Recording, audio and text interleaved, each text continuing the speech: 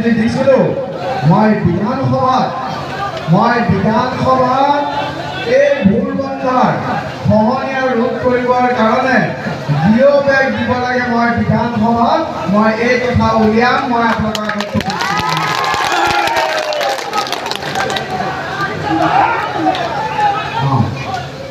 দ্বিতীয়তে এই ভুল-বন্ধাৰ কিছুমান সমস্যা আছে, মাটিৰ কব্জাৰ ক্ষেত্ৰত সমস্যা আছে।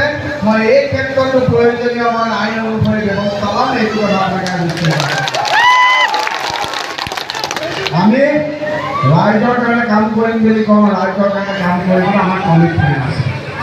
মুখ্যমন্ত্ৰী ডক্টৰ হিমন্ত বিশ্ব শৰ্মাই আপোনাক ধন্যবাদ জ্ঞাপন কৰিছে। আৰু মই এতিয়া চালপৰাটো কৈ আহিছোঁ, যিদিনাখন 23 তাৰিখে প্ৰথম কাউণ্টিং আৰম্ভ কৰিছে, প্ৰথমটো ভুল-বন্ধাৰ পৰা 6